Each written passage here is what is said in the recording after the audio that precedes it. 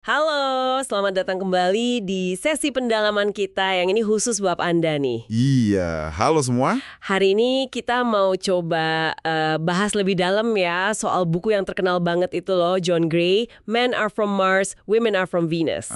Iya, buku klasik itu ya. Betul, sumber kita ya poin-poin penting sama kutipan-kutipan kunci dari bukunya. Oke, Jadi misi kita sekarang ini apa ya? Kita mau coba ngertiin lah ya perbedaan mendasar cara komunikasi sama kebutuhan emosional antara pria dan wanita menurut Gray ini. Tujuannya biar Anda bisa ya menjalani hubungan dengan lebih paham, lebih enak gitu, lebih banyak empati. sip. Penting banget ini kayaknya. Intinya sih ini bukan soal siapa benar siapa salah ya, tapi gimana kita memahami bedanya ini bisa bikin kita lebih toleran, lebih nerima gitu. Punya kesempatan buat berkembang. Nah itu dia, oke deh yuk kita mulai bedah bareng-bareng. Yuk.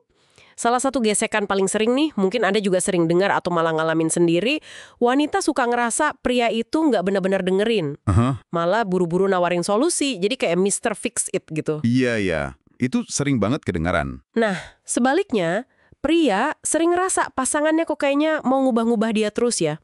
Kayak ada komite perbaikan rumah yang ngawasin gitu. Iya. Istilahnya pas banget itu. Dan ini menarik ya, karena langsung nyambung ke akar perbedaan motivasi menurut Gray. Gimana tuh? Jadi buat pria, dalam kacamata Gray ini, harga dirinya itu sering nyantol ke kemampuan, efisiensi, sama pencapaian hasil. Oke, Mereka butuh merasa kompeten, merasa bisa, merasa mandiri gitu, otonom. Makanya, kayak yang dikutip di buku itu. yang mana tuh? Memberi nasihat yang nggak diminta ke pria, itu artinya nganggap dia nggak tahu mesti ngapain atau nggak bisa ngelakuin sendiri. Oh, jadi bisa kerasa kayak serangan ya? Kayak diremehin gitu kemampuannya. Betul. Makanya masuk akal kalau pas stres atau ada masalah, pria menurut Gray itu cenderung narik diri dulu. Ke guanya itu ya? Iya, ke gua metaforisnya itu. Tempat dia bisa, mikirin masalahnya sendiri, atau sekedar ngalihin perhatian. Oh, kayak baca berita, main game, olahraga gitu ya? Nah, bisa jadi. Pokoknya sampai dia ngerasa lebih baik atau nemu solusi sendiri. Dan penting nih, penarikan diri ini bukan nolak pasangan loh ya. Oh, bukan. Bukan penolakan personal, tapi lebih ke cara dia ngatasin masalahnya dari dalam. Beda sama wanita. Nah, kalau wanita gimana? Wanita itu seringnya justru memproses stres atau bangun kedekatan itu ya dengan ngomongin masalahnya. Bukan berarti selalu butuh solusi cepet, tapi lebih ke pengen sharing perasaan aja. Pengen ngerasa dipahami. Jadi biar connect gitu ya? Iya. Makanya kutipan yang tadi itu pas banget. Seringkali wanita cuma mau cerita perasaannya soal harinya, suaminya malah nyela terus nawarin solusi buat masalahnya. Miskomunikasi klasik. Paham. Terus ada juga konsep gelombang atau wave buat wanita ya, itu gimana maksudnya? Oh iya, gelombang. Itu gambaran buat naik turunnya perasaan wanita tentang dirinya sendiri dan kebutuhannya akan cinta sama dukungan. Naik turun gimana tuh? Jadi ada saat dia lagi ngerasa pede banget, bisa ngasih banyak cinta, tapi ada saat lain gelombangnya itu lagi turun.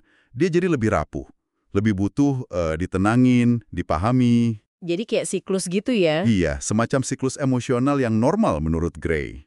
Bukan berarti nggak stabil ya, tapi memang gitu alurnya.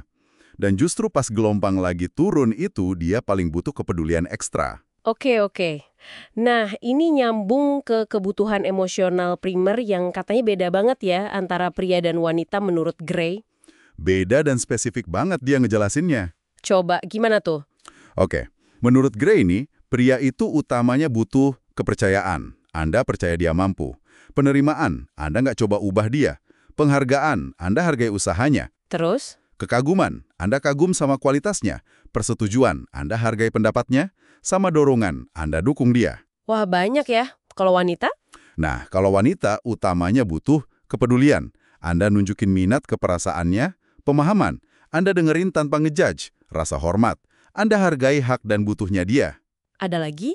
Ada pengabdian, Anda prioritasin dia, validasi, Anda terima perasaannya apa adanya, sama penentraman hati. Anda yakinin dia kalau Anda peduli. Jadi beda banget ya fokusnya. Banget. Makanya sering konflik kan, karena kita ngasihnya apa yang kita butuhin, bukan yang pasangan butuhin. Bener juga. Terus ada analogi karet gelang juga kan buat pria, itu gimana? Oh iya, rubber band. Itu buat gambarin siklus alami pria soal kedekatan. Siklus gimana? Dia bakal deket intim banget. Tapi habis itu secara otomatis dia perlu sedikit menjauh, narik diri dikit buat ngerasain lagi otonominya. Oh, buat napas gitu Biasa ya? dibilang gitu. Sebelum nanti ketarik lagi buat deket dengan sendirinya. Nah, kalau pasangan paham ini bukan penolakan, tapi emang butuh ruang sesaat, wah itu bisa bikin hubungan lebih adem. Oke. Jadi kuncinya pemahaman ya.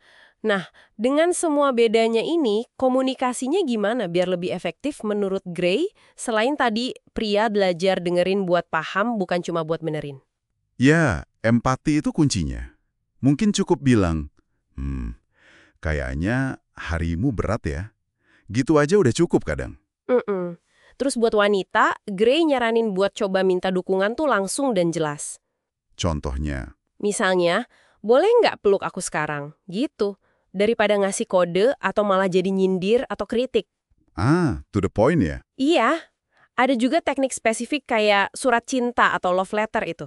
Itu gimana lagi? Itu cara aman buat ngungkapin perasaan negatif, marah, sedih, takut, nyesel, lewat tulisan.